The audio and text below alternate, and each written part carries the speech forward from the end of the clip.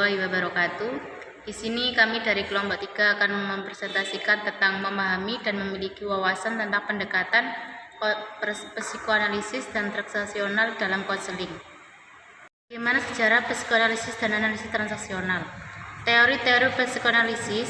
Dalam teori psikoanalisa dinyatakan bahwa hampir sebagian besar perilaku dipengaruhi oleh kekuatan dari unconscious dan energi fisik yang kita miliki juga banyak digunakan untuk menemukan ekspresi yang sesuai dalam unconscious.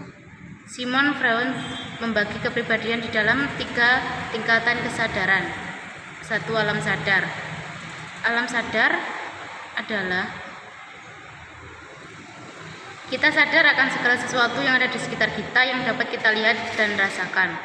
Alam prasadar, bagian di mana kita dapat menjadi sadar jika kita menghadirkannya waktu yang diperlukan untuk membawa informasi ke tahap conscious. Inilah yang disebut sebagai preconscious. Alam bawah sadar, proses mental yang terjadi tanpa adanya conscious atau mungkin terjadi dengan adanya pengaruh yang khusus. Konsep dasar tujuan konseling. Konsep dasar bimbingan dan konseling adalah 2 istilah yang dijadikan kata majemuk sebagai pelayanan dalam meningkatkan kondisi kehidupan di sekolah agar lebih baik. Bimbingan konseling atau BK bertujuan untuk mencapai tujuan pendidikannya berjalan sesuai visi dan profesi konseling, yaitu mewujudkan kehidupan kemanusiaan, membahagiakan dengan ketersediaannya layanan bantuan untuk dukungan perkembangan masalah supaya individu bisa berkembang mandiri, optimal, dan bahagia. Peran konselor dan teknik konseling. Peran konselor dalam praktek. Dalam hal ini, konselor berperan membantu siswa mencapai pemahaman tentang dirinya dan lingkungannya, serta membantu mereka sehingga mampu membuat keputusan.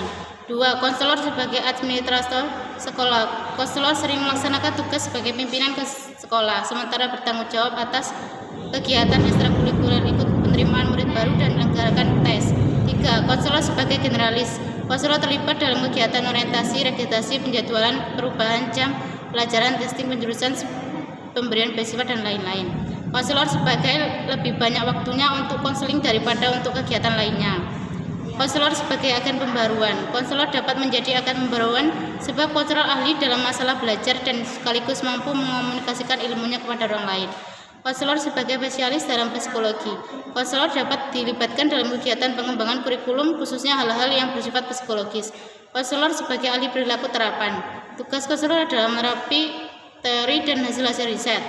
Konselor sebagai manajer. Konselor dapat menjadi konsultan para guru dalam hal mengelola berkas. Sehubungan dengan itu, konselor harus sanggup menangani sebagai segi program pelayanan yang memiliki ragam variasi pengharapan dan peran seperti telah dikemukakan di atas. Konselor sebagai konsultan memberikan layanan konsultasi secara individual maupun kelompok. Konselor sebagai helper profesional. Konselor yang bertugas di sekolah. Tugas utamanya adalah membantu perkembangan siswa secara optimal dengan cara membantu siswa memahami dirinya sendiri dan lingkungannya serta meningkatkan kemampuan siswa membuat keputusan. Baik, di sini saya akan melanjutkan presentasi selanjutnya, yaitu teknik konseling individu. Yang pertama yaitu attending, merupakan salah satu teknik dalam kegiatan konseling individual.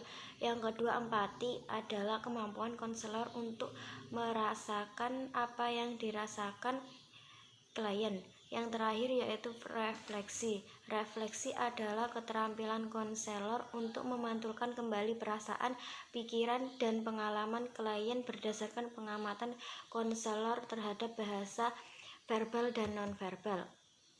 Selanjutnya adalah pendekatan psikoanalisis dan transaksional dalam konseling.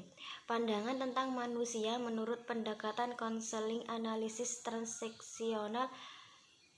Konsep dasar pendekatan konseling analisis transaksional. Beberapa pendekatan psikoanalisis dan transaksional dalam konseling.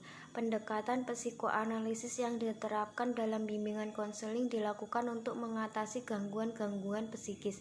Meskipun dalam kerangka besar, bimbingan konseling dilakukan tidak selalu berkaitan dengan kesehatan mental.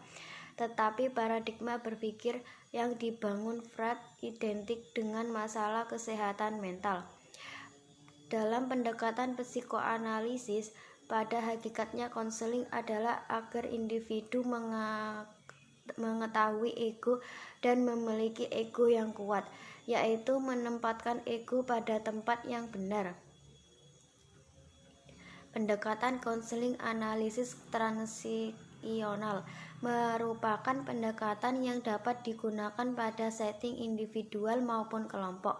Pendekatan ini berbeda dengan kebanyakan, baik dari segi kontraktual maupun pengambilan keputusan. Pandangan tentang manusia menurut pendekatan konseling analisis transaksional berakar dari filosofi antideterministik. Filsafat ini menempatkan kepercayaan pada kapasitas individu untuk meningkatkan kebiasaan dan memiliki